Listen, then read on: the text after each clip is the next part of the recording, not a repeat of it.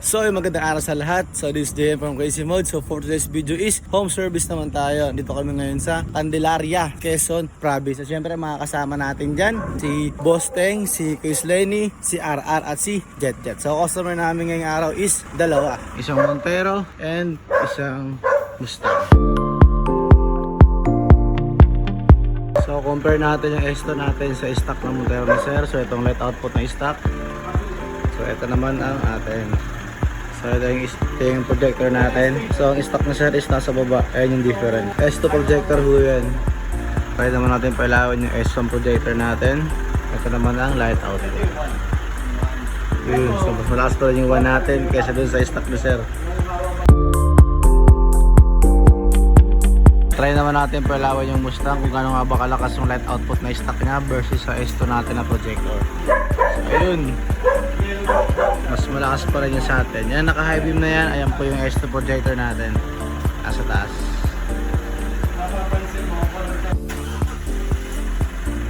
Park light,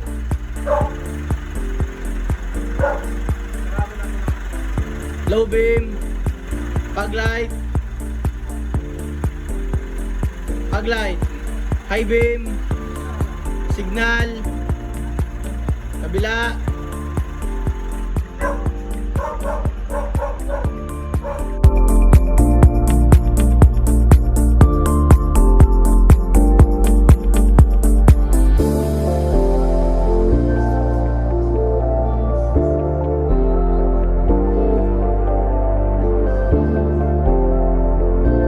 So update tayo sa ginagawa nating customer dito sa Quezon Province. So nabuksan na itong Montero. Bababa na rin yung bumper syempre. Yung Mustang natin ay baba na rin. So permasil to, automatic. Lulutuin natin to ng 45 to 50 minutes kasi nga naka permasil. So yung kabila naman sa Montero bukod sa na-retrofit ito sa ibang shop. Ayan, kaya minamano-mano na lang nila Boss Teng at ni Lenny ang pagbubukas ng headlight. So nakatoka rito si Lenny at si Boss Teng. Sa Mustang naman si Jet Jet. So magiging setup ng Mustang natin is stage 2 ng pangmalakasan ni KM. Ayan. Sa Montero naman is S1 projectors.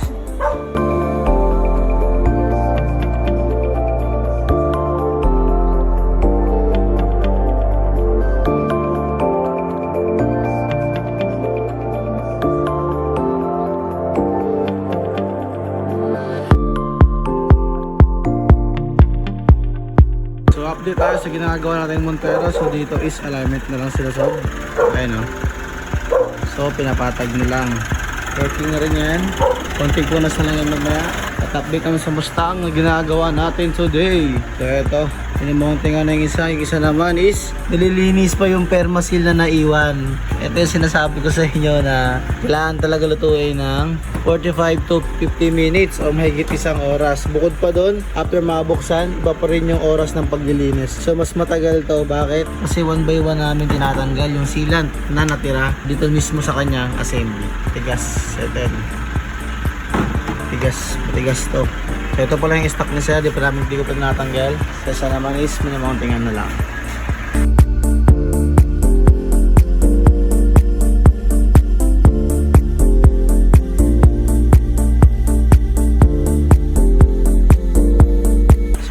Natin is all goods na. Syempre ang gumawa niyan si Lenny.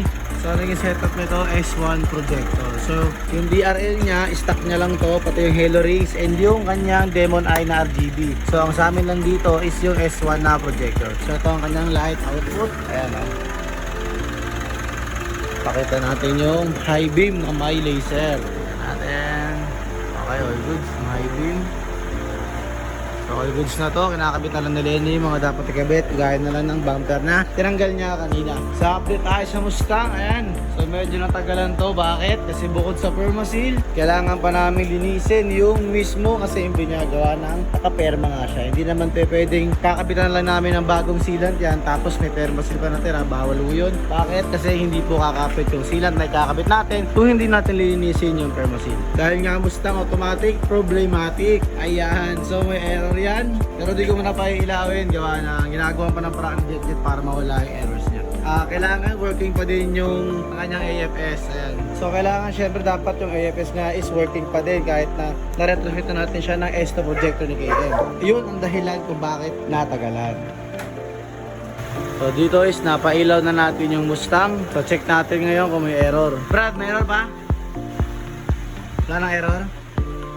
Wala nang error? Yun yun. So wala nang error. So ayun nga, isa yun sa mga dahilan kung bakit natagalan tong Mustang na tumatapos. Kasi bukod nga sa naka-permasil at bukod din sa paglilinis, may error siya kasi nga problematic. So syempre kailangan namin tanggalin yung error na yun, pati na rin yung AFS syempre dapat working kasi importante yun. Mawawala yung OEM niya once na yung AFS hindi gumana, pati na rin magkaroon ng errors. Pero syempre dahil tayo ang gumawa nito sa ating pinagkatiwala, kung ano yung dapat ibalik, kung ano yung dapat na gumagana, pagaganahin para natin. Hindi pwedeng hindi natin papaganahin yung stock niya. Importante na rin yung ano niya, AFS, pati na rin yung kanyang errors dapat wala. Kasi ginalaw natin ito ng wala, dapat less din tayo ng walang errors.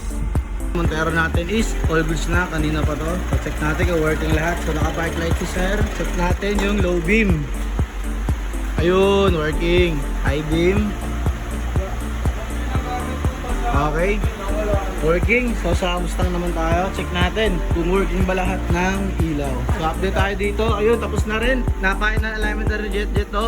May kinakalikot na rin sa likod pero all goods na rin. Check natin ngayon kung gumagana lahat ng ilaw. Kung nagpa-function ba yung kanyang low beam. Ay, naka-low beam na yan. Sige, high beam natin. Pero syempre yung AFS din papakita natin na working, pati yung dashboard niya. So kanina is may errors to. Automatic kasi Mustang eh. Pero ngayon wala na, binura na natin yung error niyan. So check naman natin ngayon yung AFS niya kung gumagana ba. So syempre patayin ko muna yung mga ilaw, pati yung makina para mas mabilis natin makita kung gagana ba talaga. So pinatay ko. So sige, start. So double check. Check natin kung maangat ba yung ilaw once naka-low na tayo.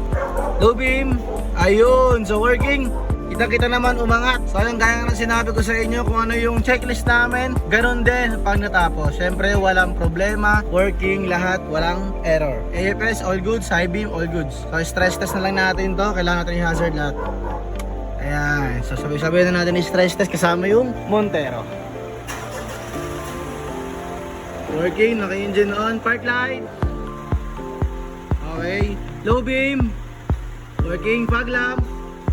Okay, high beam. Signal. Kabila. Hazard. Okay, working. Errors. All goods lahat. So, checklist tayo sa Mustang. Sige, start. Check natin yung AFS yung gumagana. Okay, working. Sige, okay. Park light. Low beam, high beam, fog lamp.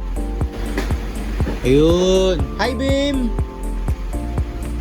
signal, kabila, hazard. Okay, working lahat. Dashboard error. Working, walang error.